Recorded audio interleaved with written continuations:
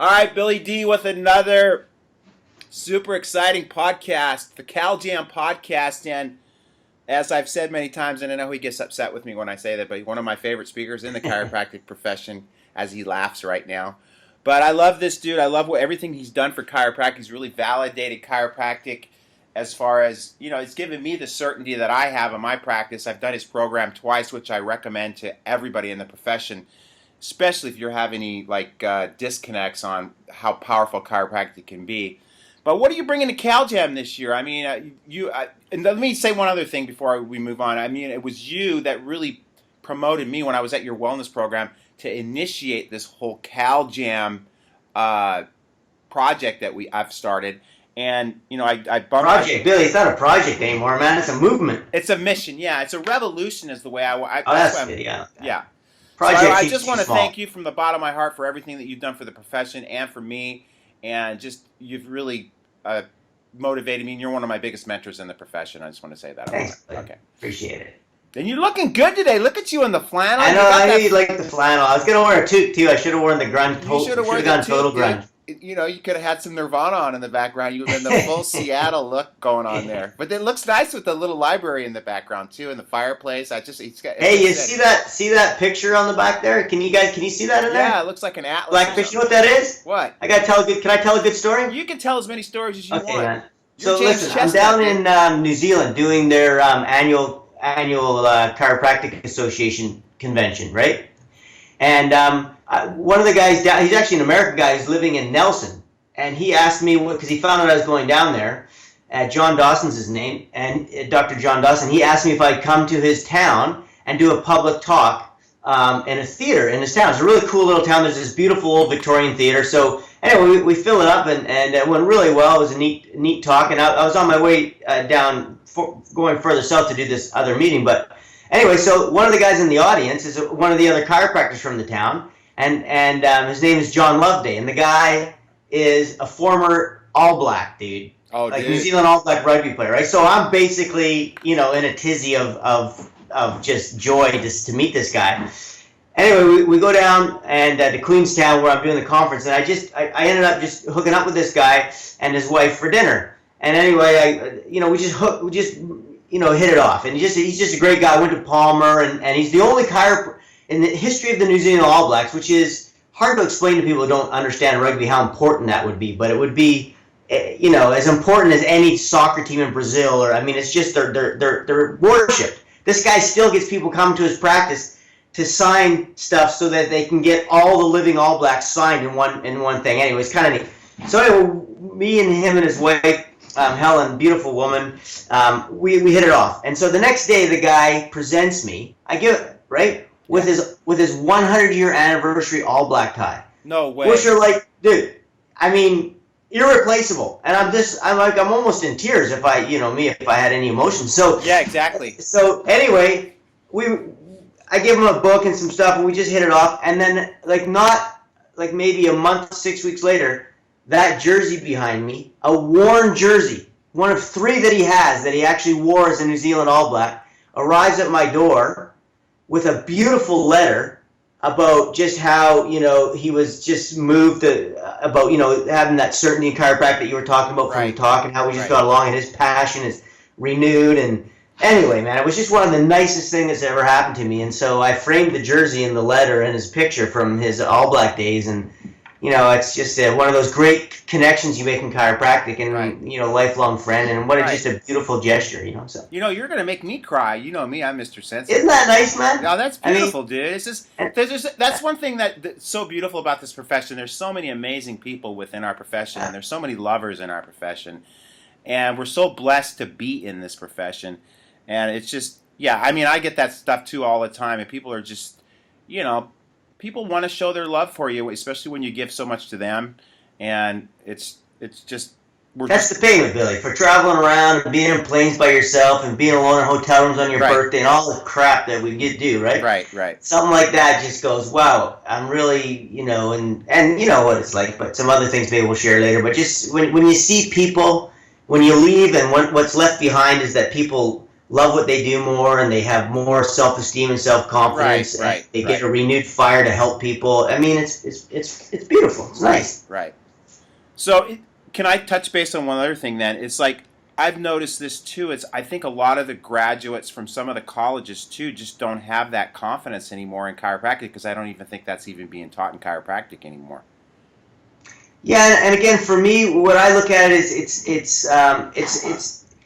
to me, I think the philosophy is pretty easy in terms of just understanding that the body's self-regulating, self-healing. That's not hard. No. What's hard is the science. And I think the problem is that you've got, the people who are teaching, they were taught in a different paradigm. They were taught in a gene-centric paradigm instead of epigenetic-centric. They were taught in a homeostasis-centric paradigm instead of allostasis. So they're taught in a pathological paradigm instead of an adaptive physiology paradigm, right? So everything that's been right about chiropractic all these years, these people aren't getting taught. So they're not ground. They think that there's only science for the allopathic sort of mindset, and so when they come out, you can't build certainty on faith or dogma. You have to build certainty on a foundation of evidence and science. And then when you take that and you apply our paradigm to it, it's unstoppable. But I think that's the biggest issue, is that we're the why generation, or whatever they call it. So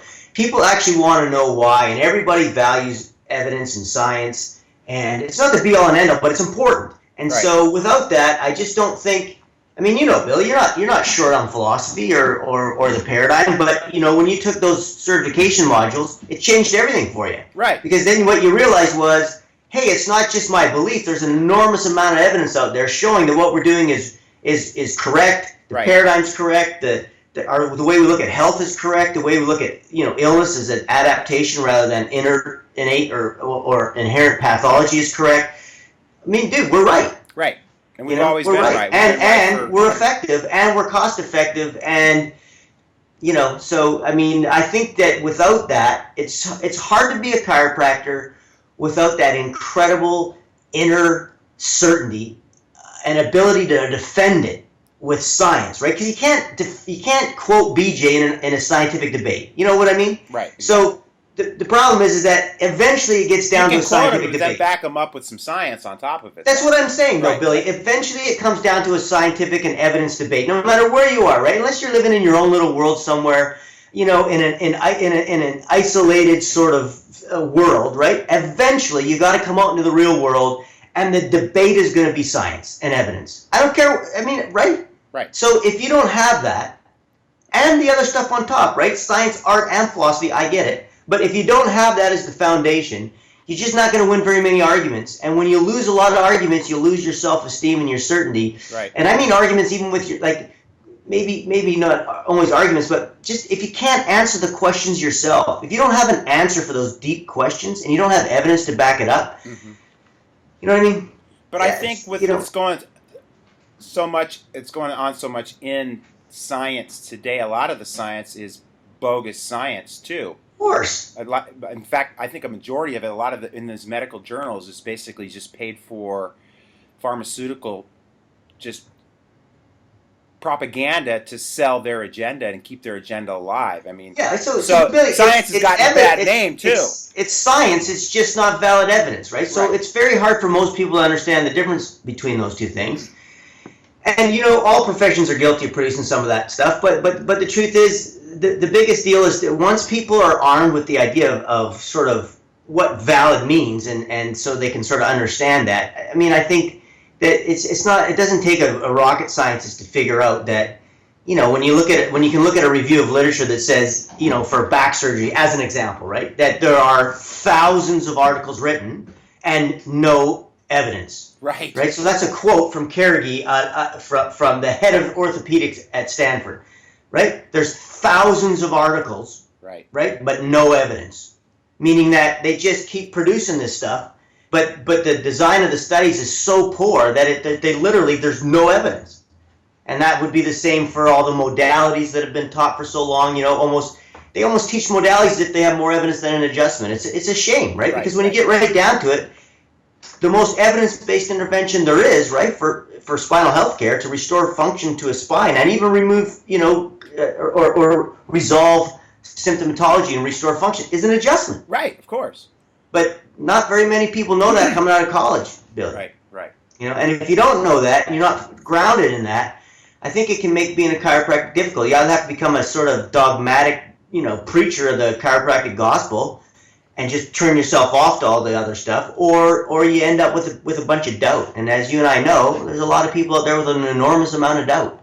And you can't be successful with that kind of baggage either. No, you can't. And you can't turn your brain off forever. Eventually you're going to have to say, I got to answer some. I mean, it's fair to ask, is there evidence for chiropractic? It's fair to ask, how does it work? It's fair to ask, why does it work? I mean, those are fair questions. Yeah, and I read, it was just a letter to the editor thing in Dynamic Chiropractic, and there was a chiropractor in there crying about, his lack of success, and that we need to, move on, and we need to start bringing drugs into the profession. It's just like, it's those people, and I'm just thinking to myself, all they need to do is go to your program, or not just your program, they go to Murphy, they could go to Minardi's program, and actually learn the science that supports chiropractic, because those are the kind of guys that have zero faith in what we do, and then their lack of success, translates into, well, the profession sucks, and then that translates Billy, it's not that they have a lack of faith in what we do. They have a lack of knowledge about the available data about the adjustment and about drugs. They lack knowledge about the evidence. Right.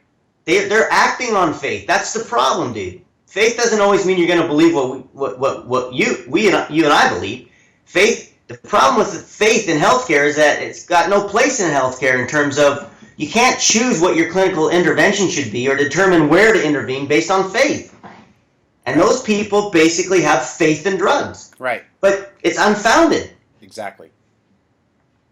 What about, I had this argument the other day on what percentage of disease can we attribute to genetics? And I want to see if I got well, the research says about 2%. That's what I thought. When we're talking about chronic illness. Right. Where can I get obviously, what percent of Down syndrome is genetic? Well, 100%. It's a genetic illness. You got an extra 21st chromosome. But, in terms of chronic illness, research says about 2%. Okay, where would I find that? Well, in my book, there's a quote, and there's an actual quote from it. The actual what page reference. Is it on? Because I've been looking through that friggin' book. Keep looking, dude. I'll email it to you. All right, thank you. It's in there, and I just wrote it again because I'm doing another book. So I don't remember that's rare for me, but I actually don't remember that is rare for you. Reference. I know, man. Pull it. What's going on there? You're getting a little. Well, I like to quote my own book now. I got to try and sell a copy. Yeah, too many chemtrails up there. Bringing that memory down, or what? Yeah. So what else is going on in your world? Well, what are you doing? What are you doing for fun these days? Tell me that. What do I do for fun? Yeah. Every day's fun for me, Billy. I know. I got a family, man. I got a fantastic family. I have good friends. I work with Baxter and Dr. Milne every day. Honestly. No, I know. My life is embarrassingly great. Yeah, and it's the same thing for me. But there's also part of me that I need to get out, and I just got back from Costa Rica for 9 days with Jane, and it's good to just kind of pull the plug out of the machine and get to just doing something that I passionately love, which is obviously surfing. Is there anything in your life that you do like that? You go hiking a lot. Well, I go on. We go to Hawaii every year, and we get out. I've got a boat, so we get out in the boat for 2-3 weeks a year, and then we're out, cruising around the islands. Out and it's beautiful. Yeah, so lots, man. Yeah, good. Because people don't see that side of us. They probably see the side of me, but I don't. I think you're you're kind of on this kind of like scientific thing, and I don't think people know that there's a Jimmy C that gets out and actually has some fun once in a while. Because I know you and I work really hard, and it's not really work if you love what you do. It's basically we travel around the planet, just trying to. At least for me, I try to get chiropractors more motivated to be more successful by getting out and changing the world.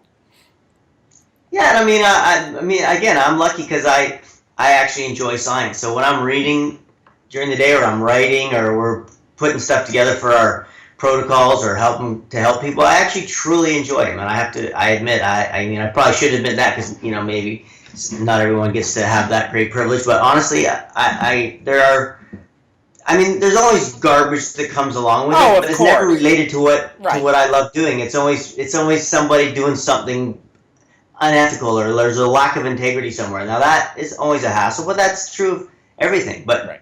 in terms of actually just, digging around and discovering, why people are sick and how to get them well, and teaching chiropractors how to do that and document it, and seeing their practices explode and their confidence explode and their health explode and their family's health explode. I mean, that's a pretty nice gig, Billy. Yeah, I thank God every day for the life that I have, and I don't consider it luck. I consider it just the fact that we've done the necessary, step work to get where we've got. It's not like you just it's funny because a lot of times people want to all of a sudden be in chiropractic school and then they want to be on the CalJam stage. It took us. There's years of footwork that we did to get where we got, and it's like I never even planned to get where I got initially. It was just basically something that happened over time through just trying to help others, have better practices. Yeah, and I think also it's like there's two things, right? There's hard work and there's good fortune, and we have both. Right. But because there's a lot of people who work harder than us, Billy, you'll never have the good fortune we've had. Like, it's not just hard work. There's lots of hard-working people in the world.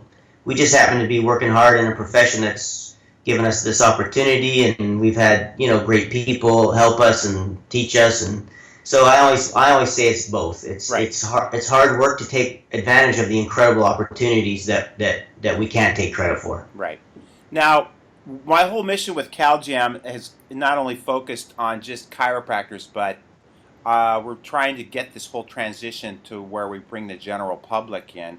The information you're bringing this year will not only resonate with the chiropractors, but will resonate with the general public as well.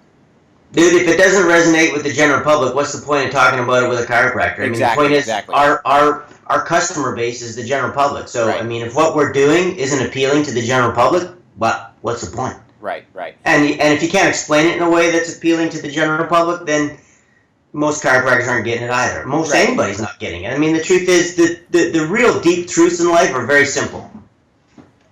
Right? You walk away from a talk, what people should say if you've done a good job is, man, I think I knew that. Yeah, exactly. That's obvious, right? Somebody said that to me last night because I spoke in Pasadena last night. The guy goes, I could have given that talk you gave tonight. It's exactly what I'm thinking, Perfect. But obviously they probably couldn't give it as maybe passionately as I did, but... Well, not sober, Billy.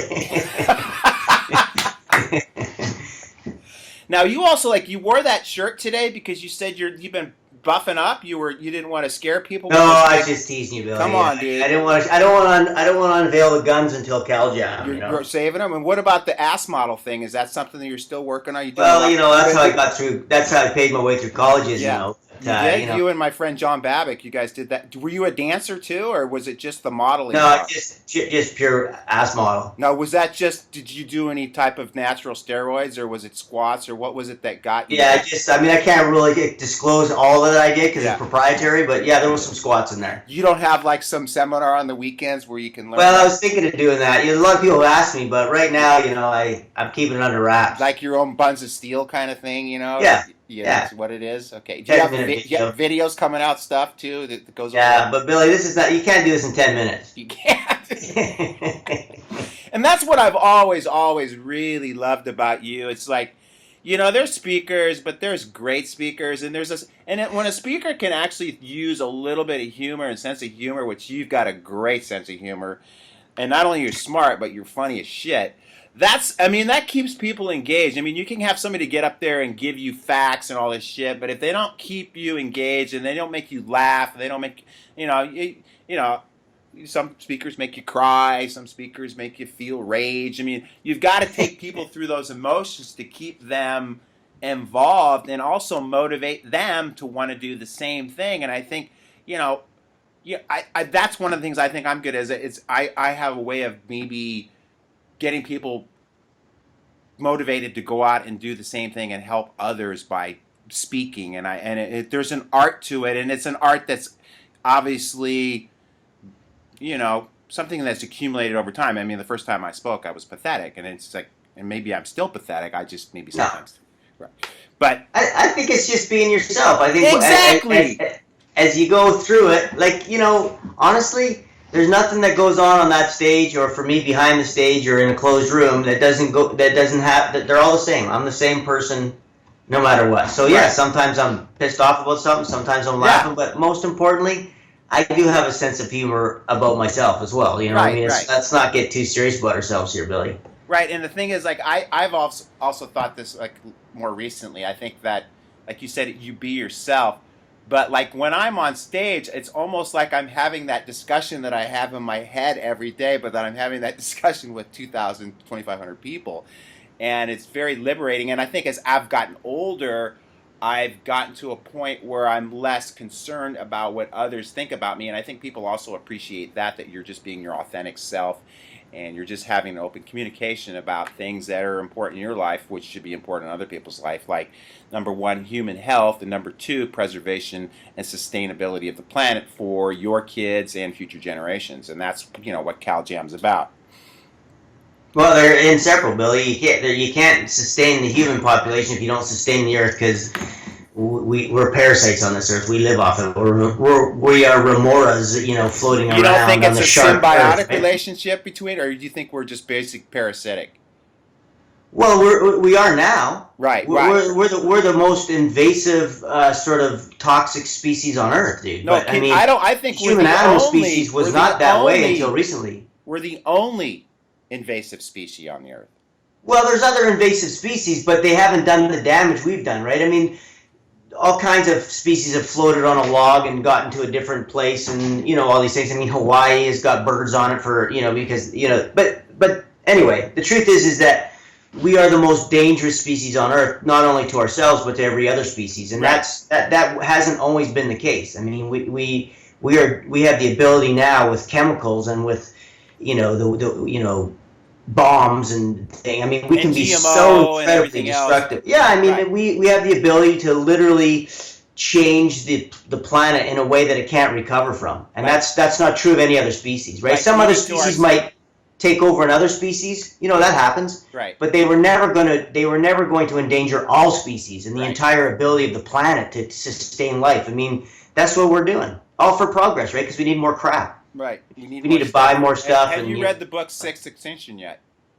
What's that? Have you read the book Sixth Extinction yet? No. That's really, really, really well written. It's a great book. They also, in that book, talk about the whole geoengineering, which I'm very passionate about, too. So, in wrapping this thing up, why don't you mention to everyone why you like presenting at CalJam? I honestly And think that why they should come. why they should come. Well, they should come because there's a lot of great speakers there, and it's a great time. I mean, Yeah. literally, it's kind of the perfect atmosphere. It's kind of like you should be living your life every day. It's that you learn something and you laugh. You know what I mean? And you have some fellowship with fellow chiropractors who have a similar sort of worldview. Yeah. And you learn something, and maybe you find out that you were wrong about something, and maybe you get affirmed that you were right about something. But generally, it's a sharing of ideas in an atmosphere which is fun, dude. It's I mean, you got the band going, you've got, I mean, I know you guys only throw a party every year that I miss, but I mean, there's a great party. There's it's just fun. You go to the gala party, so The gala I always go to. Yeah, you go with Rick as your you I always bring my date back. Yeah, with your bow ties on. I think everybody worries about you a little bit. Not really, but well, have you been working on your guitar though? I mean, have you married. been playing your guitar? Not to each other. What's that? Have you been playing your guitar? No, I have to be honest, Billy. What's the deal, dude? I've been a little busy. Yeah, but you could get on YouTube for a half hour every night and work on your guitar. It's good to have a little right brain activity too to balance out that left brain. We want to keep you balanced, dude. All right, well, I just want to wrap it up. Say I love and appreciate you, and I know a lot of people do, and we're looking forward to having you out at CalJam this year again. This is what you're probably. Were you at the first CalJam too? Yeah, I think I just missed one. I can't remember why I had it because you didn't book the date early enough, so I was booked up. All right. Sorry, Billy. That's all right. I still love you. Anyway, I'm glad to be there, and I'm sure it'll be bigger again, and it's really turned into like honestly, I remember the first year, Billy, when you were worried about losing your shirt, and now you're buying Armani shirts, so good for you, brother. No, I'm still worried about losing my shirt.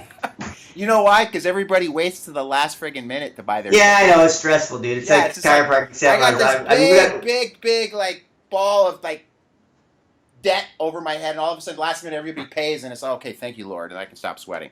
All right, I got the next call on the line. Take it easy. I love you, and I want to give you a big hug when I see you. I can't wait, Billy. You know I love man hugs. Here. Go listen to some Nirvana or something. Put that toque on, dude. Come on, let's look the roll. Can't cover up his hair, Billy. Yeah, you look at... Dude, I'm going to say it right now. If I was a chick, I'd be all over you, but I'm not, so there we go. Love you, bro. You're looking great. Staying healthy. Get out and get some sun up there in BC, right? Yeah, I will. There's not much now, but it's beautiful every day anyway. Yeah, as you can tell, it's 80 degrees down here today in California, so rubbing it in every day. All right. All right, peace out. All right, Billy. Thanks, man. Rock and roll. Bye.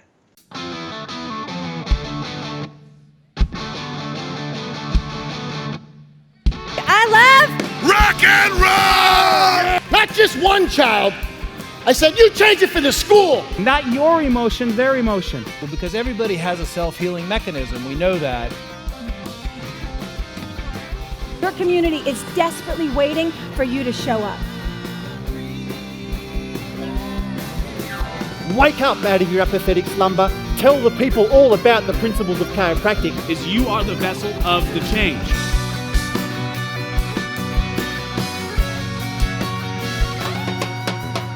Ability to move that keeps us alive. What would you do if I sang out of tune? Would you stand up and walk out on me?